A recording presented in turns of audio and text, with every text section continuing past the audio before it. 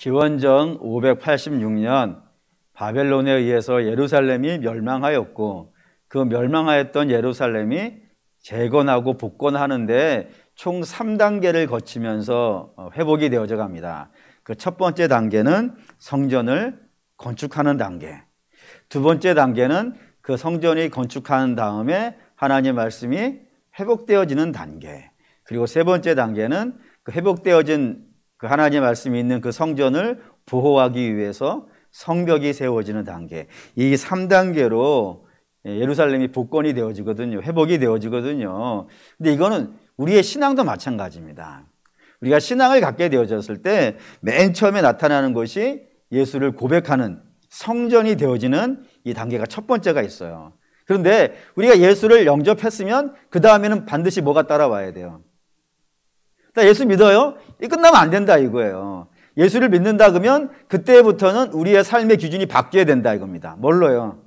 하나님 말씀이 와야 돼요. 하나님 말씀이 내 심령에 들어와서 나를 전체적으로 지배해야 되고, 이 전체적으로 지배하는 걸로 끝내면 안 됩니다. 왜냐하면 우리에게 들어온 말씀을 악한 자가요 빼앗아 가려고 덤벼든단 말이에요. 그래서 그때 빼앗기면 되겠어요? 안 되겠어요? 안 된다 이겁니다. 그렇기 때문에 우리는 하나님 말씀을 빼앗기지 않도록 방비를 해야 되는데 성령의 은혜 아래 살아야 되는 거예요.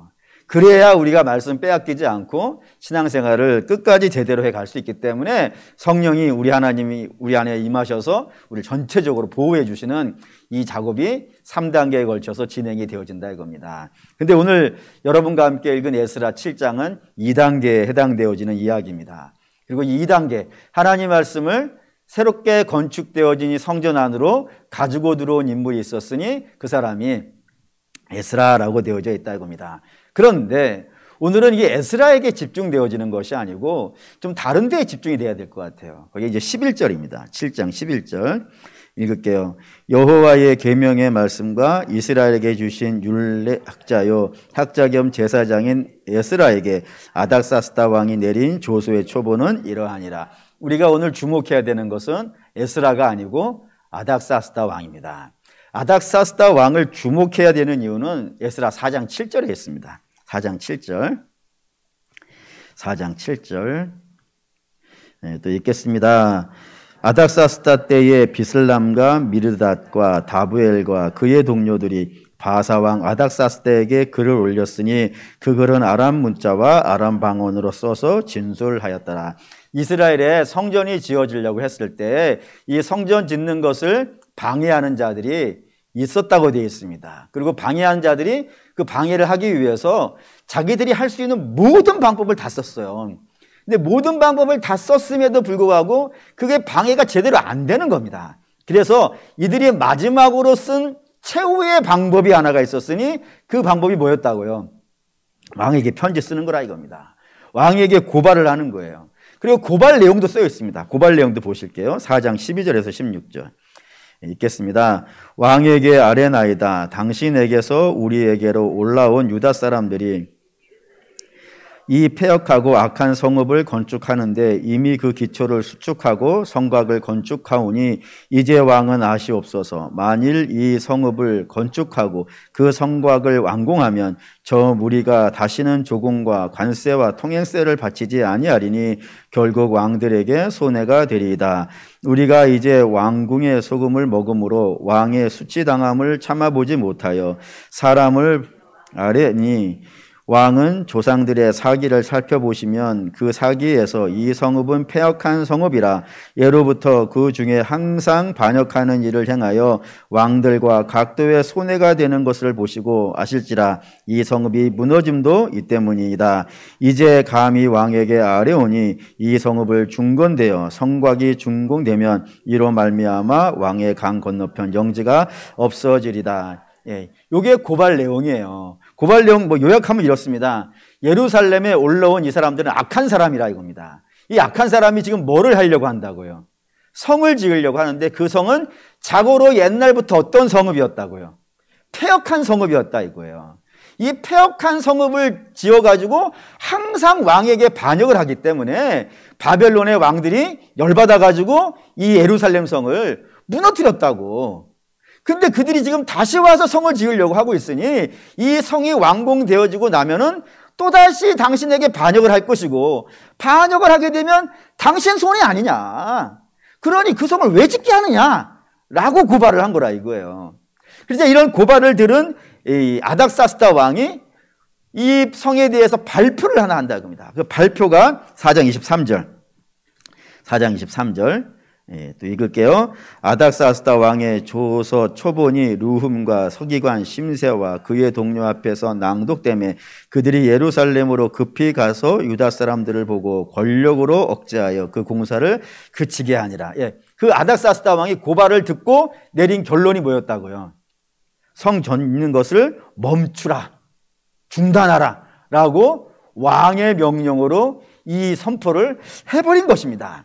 근데 이 왕의 선포가 물론 굉장히 중요하지만 더 중요한 건 14절에 있어요. 14절, 19절, 4장 19절 읽을게요. 명령하여 살펴보니 과연 이 성읍이 예로부터 왕들을 거역하며 그 중에 항상 패역하고 반역하는 일을 행하였으며, 여기 이제 줄을 그어야 돼요. 막 줄을 그어야 되는데 어디에 그으면 참 좋을까요? 각자 알아서 줄는 걸로 합시다. 어디에 줄을 그어야 되냐면 살펴보고의 줄을 엄청나게 그어야 돼요.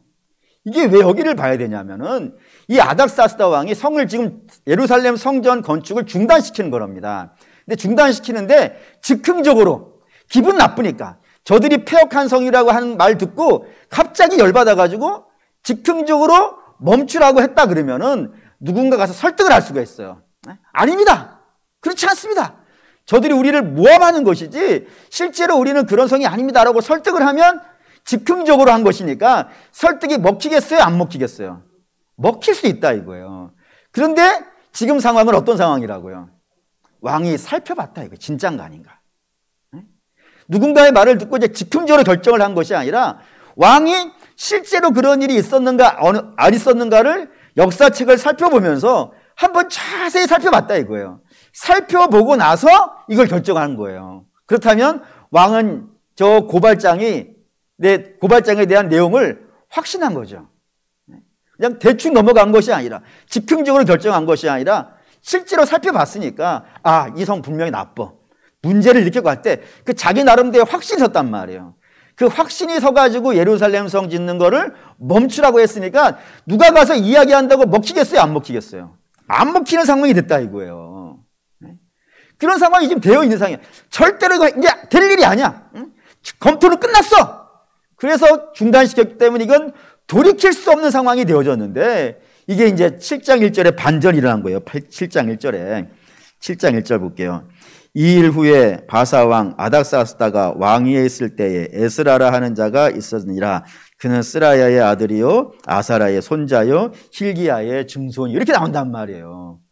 그러니까 이 아닥사스다 왕이 성전 공사하는 걸 멈추게 한 그 왕인데, 그 멈추게 한 왕이 뭐를 보내주더라고요? 에스라를 보내주고 있다 이거예요. 에스라, 학사라 그랬고, 지난번 여러분에게 말씀드릴 때 이 학사라는 단어가 그냥 공부 잘하는 교수님 정도의 직분이 아니라 왕의 참모쯤 되어지는, 왕의 선생쯤 되어지는 직분이라 그랬어요. 직위, 고위 관료란 말이에요. 거기까지 왕이 스승으로 삼을 만한 사람이니까 얼마나 왕하고 가깝겠어요. 그 가까운 자를 예루살렘에 보내주는데, 이 학사 에스라엘에 가서 뭘 하기 위해서 보내주는 거예요? 우리 봤죠? 성전이 짓고 나면 그 다음 뭐가 와야 된다고요? 말씀이 와야 돼.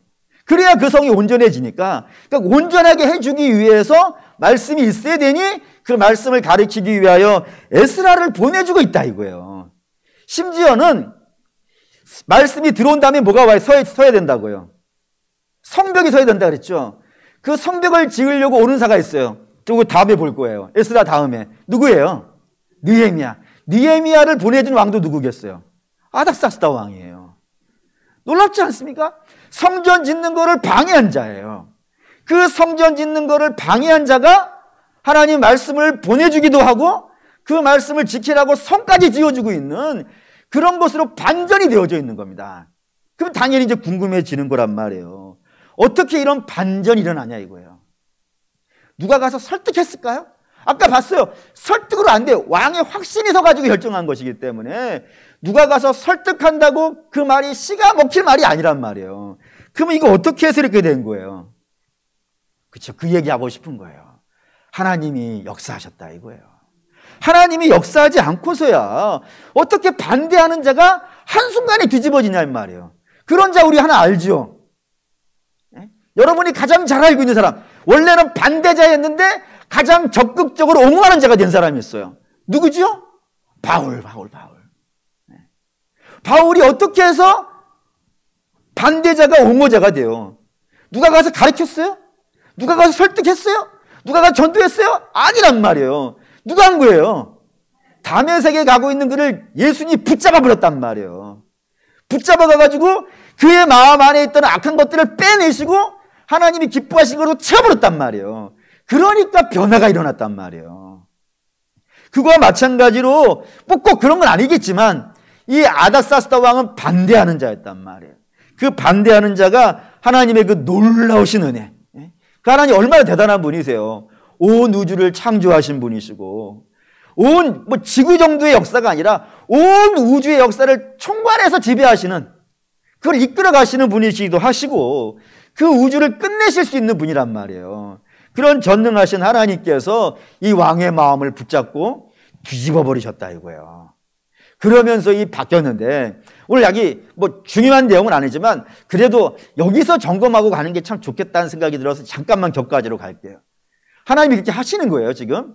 하나님이 단독으로 그 일을 하시는 거예요. 근데 그 일을 하실 때 이스라엘은 뭐 하고 있었을까요? 이스라엘까지 가면 너무 큰가? 어떤 믿음의 사람들이 있어요. 그들은 뭐 하고 있었을까요? 물론 에스라에는 등장하지 않지만 같은 왕이니까, 아닥사스다 왕 때의 이야기니까 느헤미야로 볼게요. 느헤미야 1장 11절. 하나님이 역사하시는 거예요. 이건 하나님이 알아서 하시는 역사예요. 근데 그의 백성들은 그냥 손가락 빨고 있으면 되는가? 그렇지 않고 뭐를 하고 있냐면 2장 11절입니다. 읽습니다. 주여 구하오니 귀를 기울이사 종의 기도와 주의 이름을 경외하기를 기뻐하는 종들의 기도를 들으시고 오늘 종이 형통하여 이 사람 앞에서 은혜를 입게 하옵소서 하였나니 그때 내가 왕의 술관원이 되었더라. 이게 느헤미야예요. 느헤미야가 예루살렘에 가야 되는데 내가 가려면 왕의 마음이 바뀌어야 돼요. 근데 그 왕의 마음을 바꾸는 건 누가 하실 일이에요? 하나님이 하실 일이에요.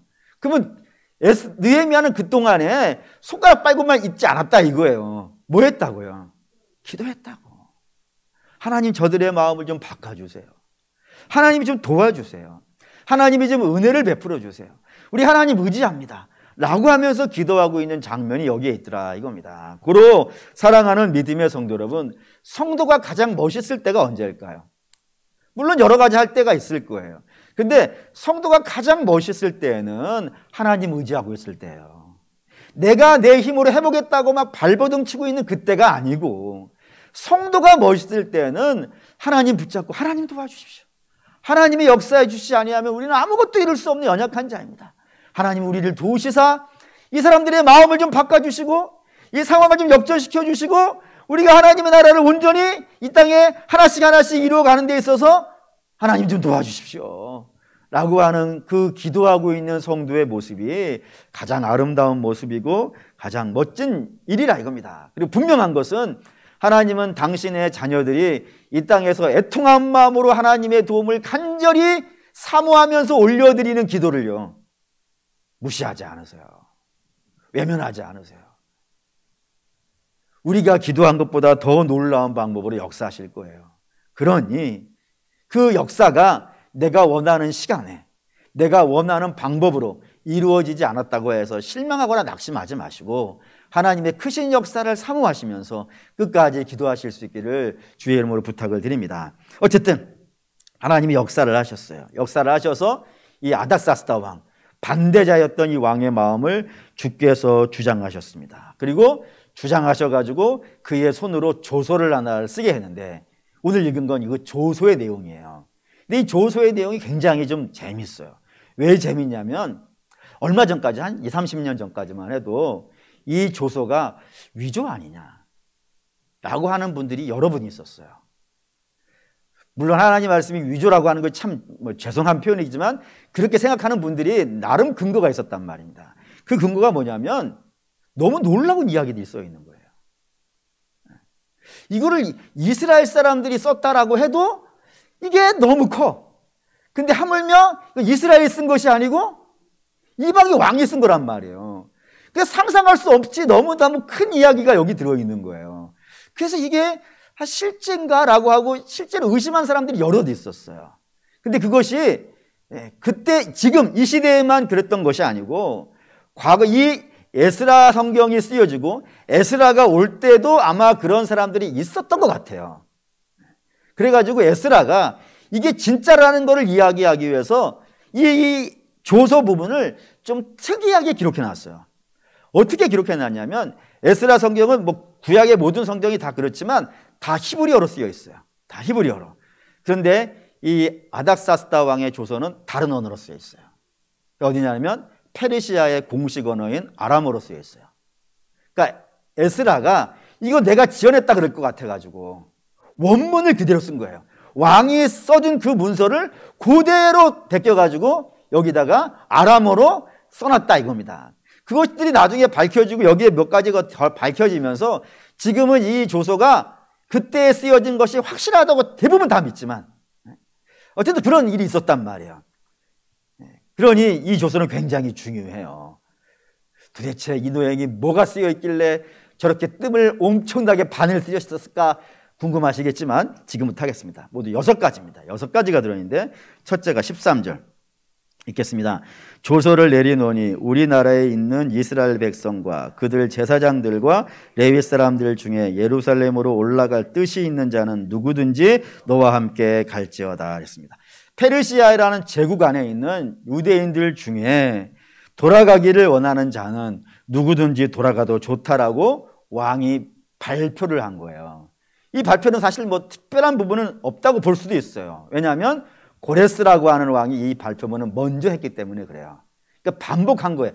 2번째 나온 거라 이겁니다. 근데 성경에서 똑같은 내용을 반복했을 때는 이유가 있어요. 이게 왜 반복을 하냐면 강조하려고. 뭘 강조하고 싶으냐면 이걸 강조하고 싶다 이겁니다. 줄을 그으셔야 되는데 뜻이 있는 자라는 곳에다가 올라갈 뜻이 있는 자라는 곳에다가 줄을 그으셔야 된다 이겁니다. 왜냐하면은 올라갈 뜻은 아무나 가질 수가 없어요. 왜 아무나 가질 수가 없을까요? 올라가려면 포기해야 되는 게 있다 이거예요. 뭘 포기하냐면 지금 내가 살고 있는 터와 직장을 포기해야 올라갈 수가 있겠어요. 근데 왜 이게 여기서 문제가 되냐면 이 에스라와 함께 올라가는 사람들은 한번 포기한 적이 있었던 사람이라 이거예요. 언제 포기했나요? 수르바벨 1차 갈 때. 1차 갈 때 고레스가 칙령을 내렸단 말이에요. 다 가라! 가고 싶은 사람 다 가라! 그랬는데 그때 한 5만 명 가량이 갔단 말이에요.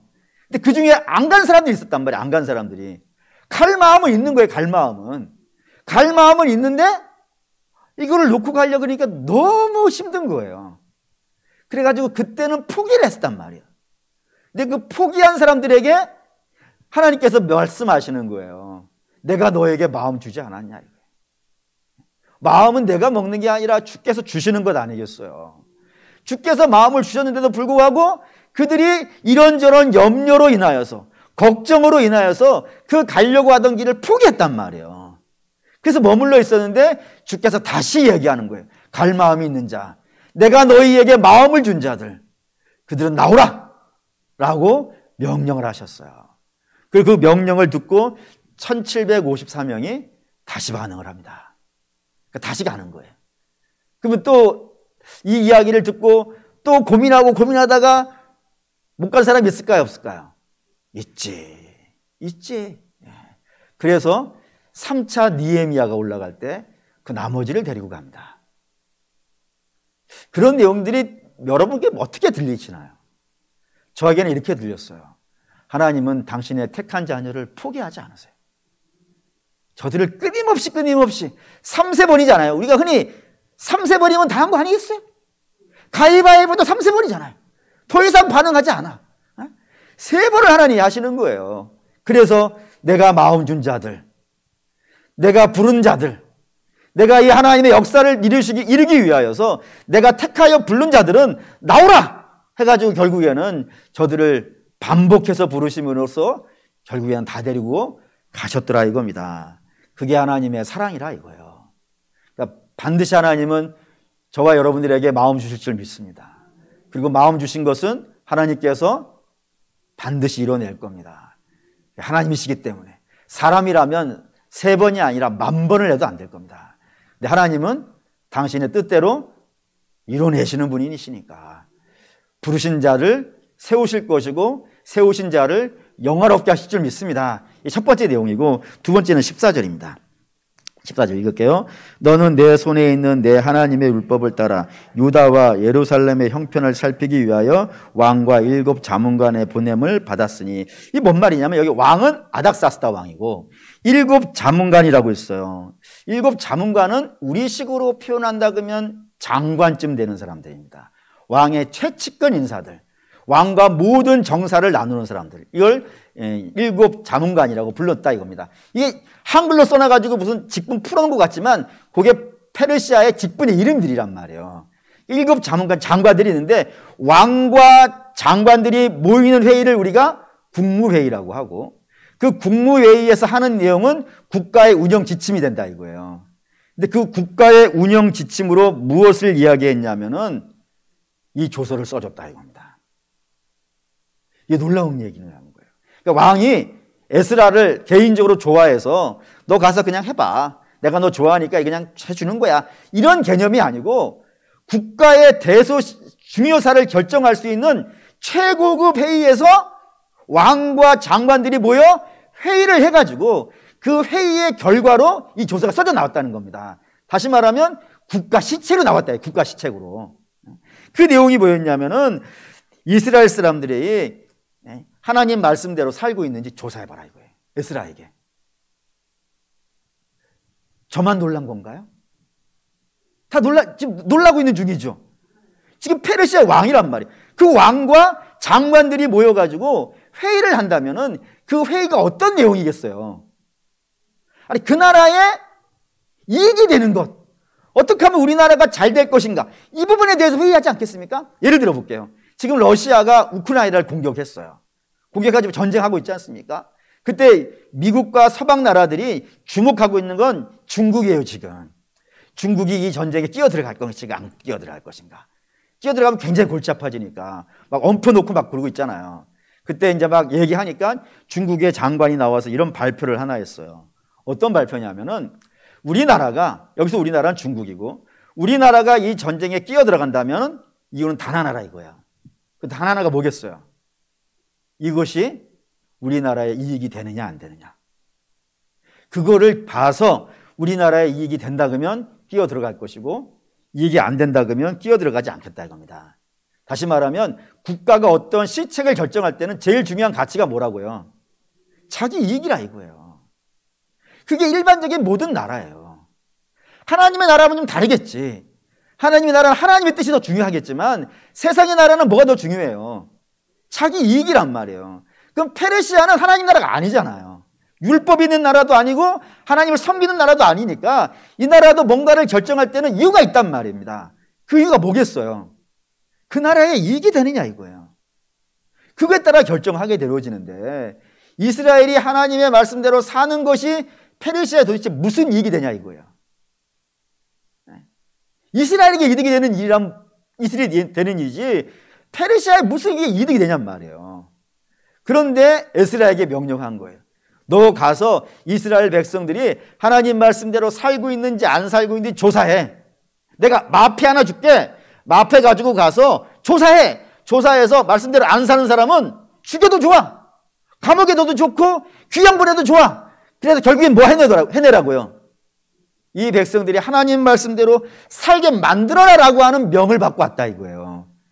이게 어떻게 사람이 결정한 일이겠어요? 이거 하나님께서 역사하시지 아니하고는 이런 결정을 누가 이방 왕이 이걸 해낼 수 있겠냔 말입니다. 더 가볼게요. 세 번째는 헌물인데 15절에서부터 20절까지가 쭉 헌금들이 나와요. 15절 먼저 하나 볼게요. 15절 읽겠습니다.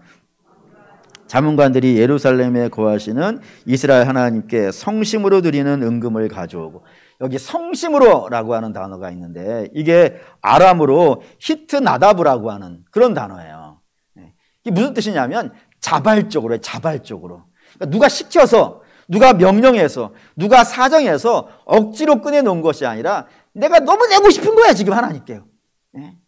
그런데 그 너무 내고 싶은 사람이 누구예요? 이 페르시아 왕이라고요. 그 왕을 12절 읽을게요.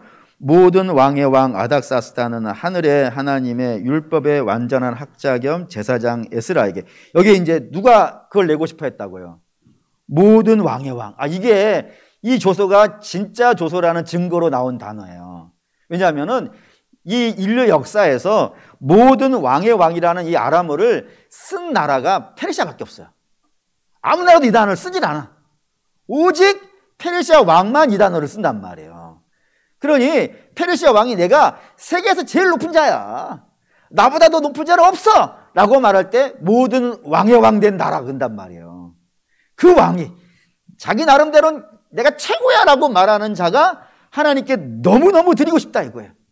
자발적으로 그걸 드리고 싶어가지고 고개를 숙이면서 드렸다는 것이고, 16절을 볼까요? 16절 읽지는 말고 그 끝에 하나님의 성전을 위하여서요 기쁘게 드릴 예물이라고 되어 있고, 17절도 하나님의 성전 제단에 드리라고, 이걸 가져다가 하나님의 성전에다가 드리라고 했고, 18절에는 하나님의 뜻에 따라서 쓰라고 되어져 있고, 20절에는 궁중 창고가 등장했어요. 왕이 궁중 창고라고 부른다면 거기가 어디겠습니까? 페르시아 왕의 창고예요. 그 왕의 창고를 열어가지고 그 안에서 네가 가져가고 싶은 것이 있으면 그것이 무엇인지 다 가져가서 뭐 하라고요? 하나님께 드리라 라고 이 이방의 왕이 그렇게 얘기했다 이겁니다. 하나하나가 놀랍죠. 네 번째는 22절입니다. 7장 22절 읽겠습니다. 은은 100달란트까지, 밀은 100그루까지, 포도주는 100바까지, 기름도 100바까지 하고 소금은 정량 없이 하라라고 했습니다. 이제 여기에 에스라가 지금 페르시아에서 출발을 해가지고 유프라데스 강을 건너서 그 서편으로 갈 거예요. 거기가 가나안이에요. 가나안에 가가지고 거기에서 이제 일을 봐야 되지 않겠습니까? 자기의 공무잖아요. 지금 왕이 명령한 거니까. 공무를 보려면은 예산이 필요하겠어요? 안 필요하겠어요? 필요하겠죠? 그 예산을 그쪽 지역에 유프라데스 강 서편에 있는 그 제국들에게 그 뭐라 해야 되나? 제국의 신하들, 그런 제후국 알아듣고 있는 중이죠. 그 나라에 식민지가 있으니까 페르시아는 제국이고 그 밑에 식민지 나라들이 있지 않겠어요. 그 식민지 나라들에 가면 총독들이 있을 텐데 그 총독들에게 가지고 마패 보여주고 돈 내놓으라 그러면 이만큼 내놓으라고 한 거예요. 얼마를요? 다른 건 우리 보지 말고, 다른 건 계산이 힘들어. 해보니까. 제일 쉬운 게 뭐냐면 돈이 제일 쉬워요, 뭐든지. 안 쉬워요? 돈이 제일 쉬워요. 돈 얼마 주라고? 은 100달란트. 우리가 이때까지 금달란트만 봐가지고, 은달란트는 뭐 시원치 않겠지라고 생각하지만, 이건 지금 돈 얘기하는 거예요. 돈은 시대마다 가치가 달라져요. 특히 이 페르시아 같은 나라는 금화가 있긴 있어요. 금화는 있긴 있지만 그거는 쓰지 않아요. 실제로 쓰는 화폐는 은화예요. 은으로 된 돈이에요. 그러니까 은 100달란트가 얼마나치인지를 헤로도토스라고 하는 그리스 역사학자가 있어요. 그 역사학자가 쓴 책을 제가 본 건 아니고 보신 분이 써놓은 책을 봤어요. 그 책에 이 은 100달란트가 얼마 정도 되는 금액이라고 나와 있냐면 이 유프라데스 강 서편에 있는 나라, 식민지 많아요. 그 서편에 있는 나라가 페르시아 제국에게 1년 동안 세금을 바쳐야 되는 게 있어요. 세금을 얼마를 바쳤냐고 되어 있냐면 은 350달란트. 1년에 그 유프라데스 강 서쪽에 있는 모든 나라들이 다 합쳐가지고 세금을 낸 게 350달란트예요. 은으로. 근데 그거의 3분의 1을 에스라 주라 그런 거예요. 어마어마하게 주라 그런 거예요. 그러니까 에스라한테 네가 하고 싶으면 얼마든지 해. 예산은 내가 밀어줄 만큼 밀어줄게 라고 왕이 이야기했다 이거예요. 대단히 많은 양을 줬다 이겁니다. 그 다음에 다섯 번째가 24절 읽겠습니다. 내가 너희에게 이르노니 제사장들이나 레위 사람들이나 노래하는 자들이나 문지기들이나 느다님 사람들이나 혹 하나님의 성전에서 일하는 자에게 조공과 관세와 통행세 받는 것을 옳지 아니하니라 하니라. 여기에 이제 성전에서 일하는 사람들, 이 사람들 전부 성전에 일하는 사람들입니다. 그 성전에서 일하는 사람들은 왕이 명령하기를 앞으로 이제부터 면세라고 한 거예요. 세금 안 내도 돼라고요. 여러분, 세금을 안 낸다는 것은 단지 돈을 안 낸다는 정도의 개념이 아닙니다. 면세라고 붙여질 때는 반드시 그 이면에 뭐가 있는 것 같으세요? 특권이 붙어 있다 이거예요. 다시 말하면 왕이 그 신분과 지위를 매우 많이 높여놨다 이거예요. 너무 높은 자가 되었기 때문에 세금을 거두지 않아도 된다라고 특권층으로 인정을 해줬다 이겁니다. 누구를 향해서요? 여호와의 성전에서 하나님을 섬기는 자들에게는 그 지위와 특권을 매우 높여놨다라는 것이 다섯 번째고, 여섯 번째가 25절입니다. 25절 읽겠습니다. 에스라야, 너는 내 손에 있는 내 하나님의 지혜를 따라 내 하나님의 율법을 아는 자를 법관과 재판관을 삼아 강 건너편 모든 백성을 재판하게 하고 그중 알지 못하는 자는 너희가 가르치니라. 에스라에게 주어진 여섯 번째 임무가 뭐냐면, 왕이 그냥 너 가서 해봐 라고 하는 것으로 한 것이 아니라 페르시아라는 나라의 국무회의를 거쳐가지고 결정된 여섯 번째 내용이 뭐냐면 사법권을 너에게 준다 이거예요. 그러니까 네가 재판관을 뽑을 수 있어. 뽑아가지고 그들을 가르쳐서 실제로 이스라엘 내에 재판을 너희가 맡긴다 이거예요. 그러면 에스라는 어떠한 사람을 재판관으로 뽑겠어요? 뭐 뻔하지 않겠습니까? 에스라가 뭐 하는 사람이니까? 하나님 말씀 공부하는 사람이고 하나님 말씀 가르치는 사람이란 말이에요. 그 사람이 재판관을 뽑는다 그러면 누구를 뽑겠냔 말입니다. 하나님 말씀대로 사는 사람, 그런 사람을 뽑아가지고 나라를 다스리게 될 것 아니겠어요? 재판을 하지 않겠어요. 그러면 그 나라가 어떻게 세워지는 거예요? 페르시아 나라의 왕의 명령에 의해서 나라가 세워지는 것이 아니고 하나님의 말씀에 나라가 세워지는 그런 나라를 만들라라고 하는 명을 받고 이 일을 진행했다 이겁니다. 그러니 대단하죠. 하나하나가 이게 이방의 왕이 이런 말을 할 수 있을까? 하나님 백성이 말했다 그래도 이거 참 놀라울 만한 일인데, 이방의 왕, 하나님을 전혀 알지 못하는 왕이, 그리고 얼마 전까지만 해도 이 일을 반대했던 자가 어느 날 갑자기 마음이 바뀌어가지고 이 일을 진행하라라고 하면서 왕의 명령으로, 왕국의 명령으로, 제국의 명령으로 에스라에게 이 명령을 내렸다 이겁니다. 하나님이 역사하셨다는 거예요. 그러니까 에스라가 하고 싶은 이야기가 이겁니다. 이 모든 역사는 하나님이 하신 일이야. 그 하나님 얼마나 대단한 분이냐. 왕의 마음을, 반대자의 마음을 바꾸실 수 있는 분이야. 사실 이 반대자의 마음을 바꾼다는 것, 세상에서는 말할 수 없이 힘든 것이지만 하나님에게는요, 젊은 사람들 그런 말 쓰대. 그 껌이라고. 하나님에게는 이거 껌도 안 돼. 그냥 해! 하면 됐다 이거예요. 그런 분이 저 왕의 마음을 바꿔가지고 내가 여기 왔다 이거예요. 그러면은 누가 더 높은 거예요? 왕이에요? 하나님이에요? 하나님이 더 높다 이거예요. 그렇기 때문에 너희는 그 하나님의 명령이 어떻게 하라고 얘기하고 싶은 거예요. 순종해라.